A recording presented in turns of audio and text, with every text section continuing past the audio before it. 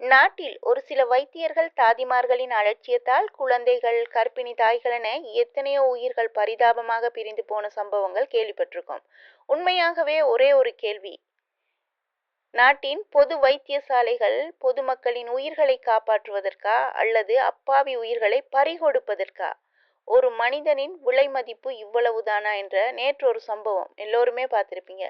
காப்பாற்றுங்கள் என்று அந்த ஒரு உயிர் கதறி கூட காப்பாற்ற முடியாமல் போன சோக சம்பவம் ஒன்று. இதன் இழப்பு அந்த குடும்பத்திற்கும் 2 பிஞ்சு குழந்தைகளுக்கும் தான். அந்த மனைவியின் கதறல், ஆறுதல் சொல்ல வார்த்தைகள் இல்லை.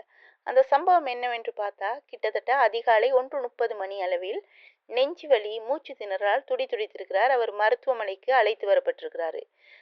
அவசர சிகிச்சை பிரிவுக்கு எப்படியோ தடுமாற்றங்களுக்கு பின்னுக்கு அனுமதிக்கப்பட்டார். ஆனால் அங்கு எந்த விதமான முதல் உதவிகளும் செய்யப்படவில்லை. மற்றது சிபிஆர் சிகிச்சையும் அவருக்கு அளிக்கப்படவில்லை அப்படின்னு சொல்லப்படுது. வெறும் நாற்காலியில் அமர வைத்து கேள்விக்கு மேல் கேள்வி தான் கேட்டிருக்காங்க. துடித்தவரிடம் கேள்விகளை கேட்டிருக்காங்க.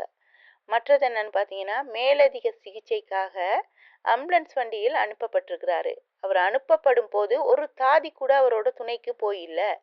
ஆம்புலன்ஸ் வண்டியிலே அந்த உயிர் பரிதாபமாக பிரிந்து போன சோகமான சம்பவம் ஒன்று. இதில் அவங்களோட மனைவி என்ன சொல்றாங்கன்னு பார்த்தா, முதல் உதவி செய்து ஒரு ஊசி போட்டிருந்தா இன்று என் கணவர் உயிரோட இருந்திருப்பாங்கன்னு. உண்மையாகவே அந்த மனைவியின் வாக்கு மூலம் சுகாதாரத்துறைக்கு, சரியா, சுகாதார கட்டமைப்பு மீது விழுந்த பெரிய ஒரு குற்றச்சாட்டு ஆகும். உண்மையா ஒரு விஷயத்தை நாங்கள் நல்லா தெரிந்து கொள்வோம். இது போன்ற விடயங்களை அதிகமாக நாங்கள் பகிர்வோம். அதிகமாக இது போன்ற விடயங்களை பற்றி பேசுவோம். இனி எந்த ஒரு உறவுக்கும், சாதாரண ஒரு மனிதனுக்கும் இந்த நிலைமை வரக்கூடாது. உயிரிழந்தவரின் ஆத்மா சாந்தி அடைய இறைவனை நாம் பிரார்த்தனை செய்வோம்.